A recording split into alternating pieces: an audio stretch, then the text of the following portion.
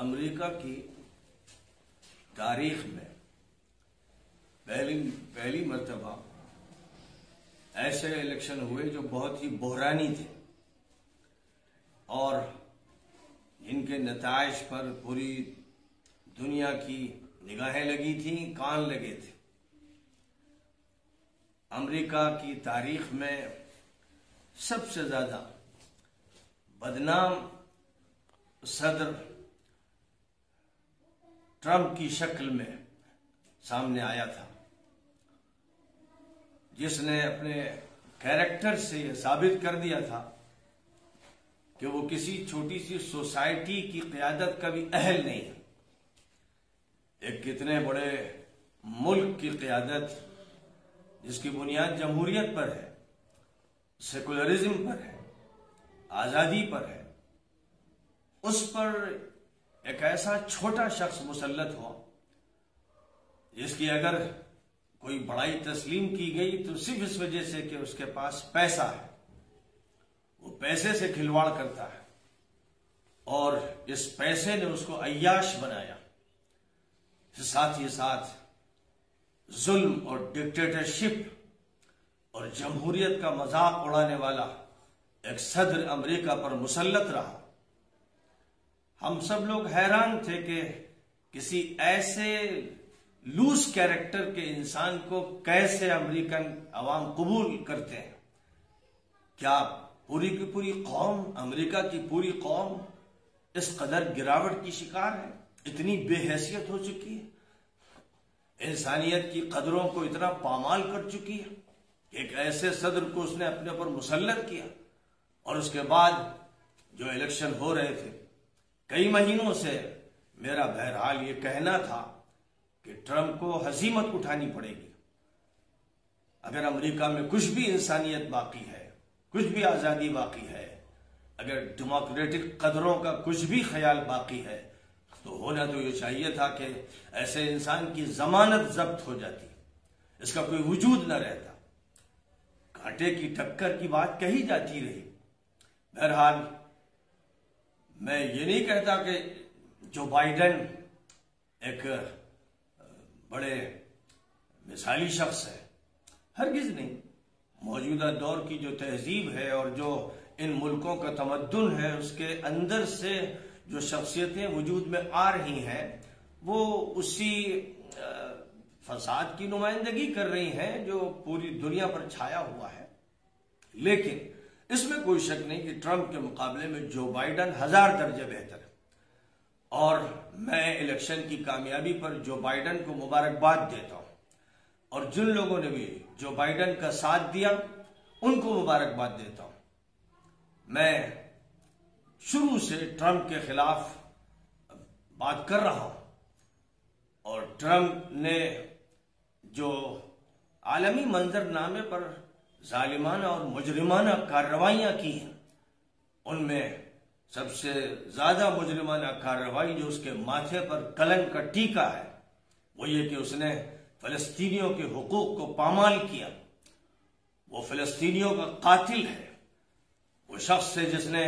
اسرائیل کی جوتیاں سیدھی کرنے میں اپنی عزت سمجھی، اور جس نے صہیونیوں کی مدد کرتے ہوئے اعلان کیا کہ شہر القدس،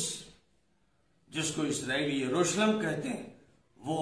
اب اسرائیل کا پایہ تخت ہوگا، اور وہیں پر سفارت خانے قائم کیے جائیں گے، اور امریکہ نے اپنا سفارت خانہ منتقل کیا۔ ظاہر ہے کہ پورا عالم اسلام اس سے غمزدہ تھا اور ایک سخت صدماتی کیفیت سے گزر رہا تھا۔ جن کے اندر کچھ بھی حمیت تھی، کچھ بھی غیرت تھی، وہ اس کے خلاف بات کرتے تھے، کوشش کرتے تھے۔ لیکن یہ بھی دیکھا گیا کہ اسی دوران آل سعود اور آل نہیان، جن کا جھوٹا خدا ٹرمپ ہے، انہوں نے ہر ناجائز کو جائز کیا اور ہر حرام کو حلال کیا اور ہر خبیث کو طیب کیا۔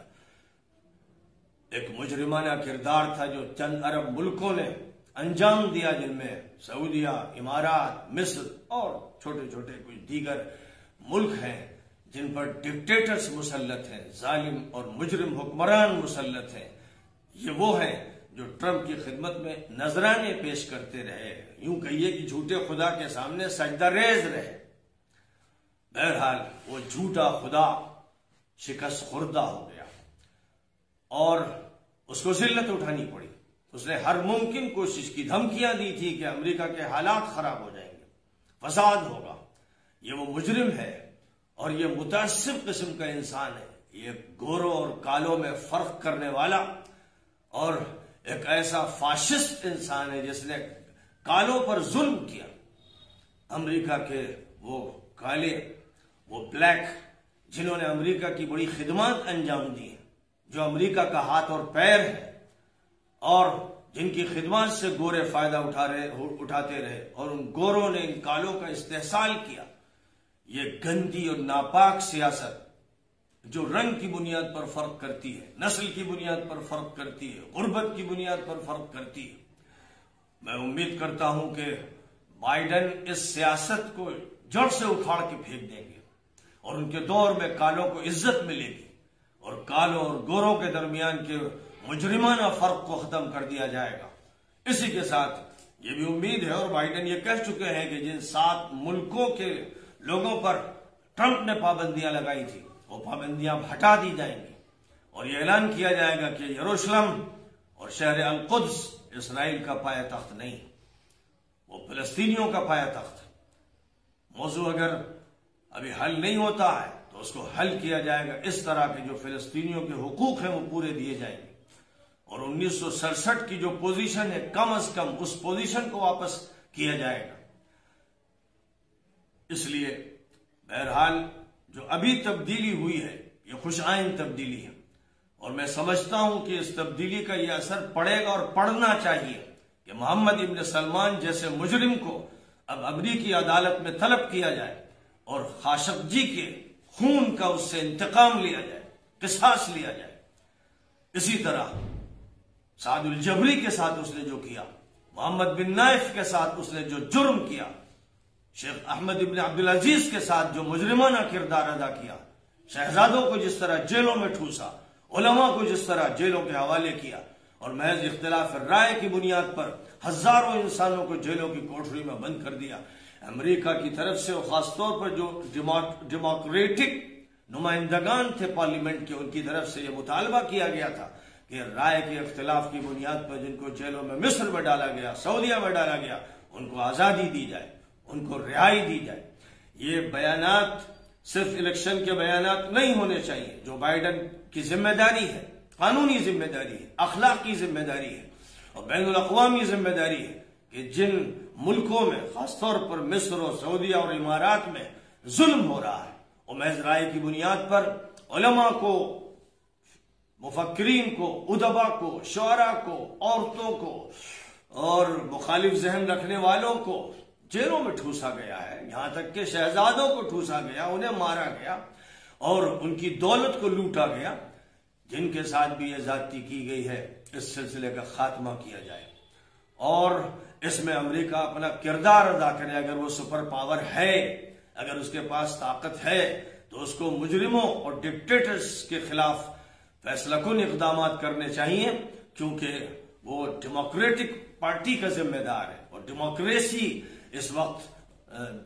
ضرورت ہے، اور ضرورت ہے کہ سعودیہ میں ڈیموکریسی قائم ہو، امارات میں ڈیموکریسی قائم ہو، ان کی بادشاہتوں کو توڑ کے پھینک دیا جائے۔ یہ بادشاہتیں نہیں ہیں، یہ مجرم ڈکٹیٹرز کی ظالمانہ حکومتیں ہیں، ان کا خاتمہ کیا جائے۔ اور اسی طرح جو بھی اچھے فیصلے لیے گئے، ماضی میں لیے گئے، ان فیصلوں کو باقی رکھا جائے اور خاص طور پر انسانیت اور جمہوریت کی قدروں کو بالا تر رکھتے ہوئے اچھے اقدامات کیے جائیں۔ جو وعدے جو بائیڈن نے کیے تھے اور جو نہیں بھی کیے تھے، ان کی ذمہ داری ہے کہ وہ اس بات کی کوشش کریں کہ جو بھی فیصلے ہوں وہ انسانی بنیادوں پر ہوں، اخلاقی بنیادوں پر ہوں اور ڈیموکریسی کی بنیادوں پر ہوں اور سب کے حق کو تسلیم کرنے کی بنیادوں پر ہوں۔ یہ ایک پیغام ہے، ایک میسج ہے جو میں دے رہا ہوں۔ ظاہر ہے کہ امریکہ میں ہزاروں لاکھوں ایسے مسلمان ہیں جو میرے اس بیان کو براہ راست سمجھیں گے، وہ اردو جانتے ہیں، اردو اسپیکنگ بہت بڑی تعداد ہے، اور ایک تعداد ہے جو عربی اسپیکنگ ہے ان کے لیے بھی میں میسج دوں گا، اور جو اردو جانتے ہیں ان سے کہوں گا کہ انگلش میں بھی اس کا ترجمہ کریں اور اس کو امریکہ میں پھیلائیں اور عام کریں۔ جو ہمارے دوست ہیں، ہمارے ساتھی ہیں، ان سے میری درخواست ہے کہ یہ میسج صرف میری طرف سے نہیں، سینکڑوں ہزاروں افراد کی طرف سے سامنے آنے چاہیے کہ ایک مردود، ایک ناشائستہ انسان، ایک بد کردار انسان کا خاتمہ ہوا، اور وائٹ ہاؤس سے اب اس کو نکالا گیا، اور جو بائیڈن کو یہ موقع ملے گا کہ وائٹ ہاؤس کی کرسی پر وہ بیٹھیں گے، انہیں انصاف کو یاد رکھنا چاہیے، عدل کو یاد رکھنا چاہیے، انسانیت کو یاد رکھنا چاہیے۔ اگر وہ چاہتے ہیں کہ بڑے لوگوں کی فہرست میں ان کا نام ہو تو ان کو بڑے اور عظیم کام کرنے پڑے۔